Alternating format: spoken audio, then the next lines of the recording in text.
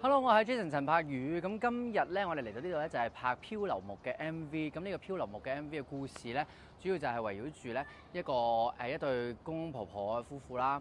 咁然之後個婆婆咧就突然之間好安詳咁樣離開咗。咁然之後我哋就以佢靈魂嘅 POV 咧，就去飛去見佢嘅仔啊、佢嘅孫啊、新抱啊嘅最後一面咁樣嘅。咁即係今次嘅 MV，我諗最特別嘅地方就係用航拍去拍好多婆婆嘅視覺啦。咁但係亦都唔係一般嗰啲航拍嚟，因為今次嗰個航拍咧，個鏡頭嘅喐動咧，其實係用個嗰啲 VR 咁嘅嘢啦。然之後佢個頭擰嘅時候咧，個鏡頭就會擰。咁所以嗰件事啲 tilting啊，啲望左望右、望上望下，個感覺係handheld 啲嘅。其實呢一個錄音版本會同演唱會版本有一定嘅相似嘅，因為個錄音嘅版本係 influenced by 演唱會嘅版本嘅。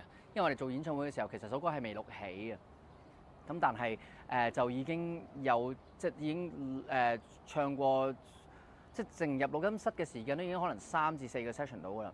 但係我哋就一路都未錄起首歌，未決定去埋尾首歌。因為覺得仲可以變啦，咁亦都唔急住去做呢件事啦。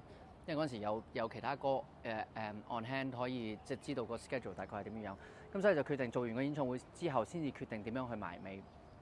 咁最終我哋就做完個演唱會之後就再入錄音室再錄，咁睇下喺演唱會嘅經驗之後會唔會對唱呢首歌有唔同。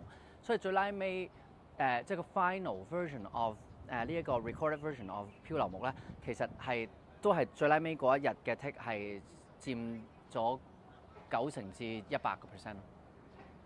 公公婆婆，我想問你哋最驚失去嘅係乜嘢啊？係健康咯，健康。係啊。屋企嘅親情。點解咁多樣嘢揀係要揀健康咧？因為你冇咗健康，即係你個人係廢㗎啦。咁你再多錢再多咩都冇用。合理。冇親情，何來有個家咧？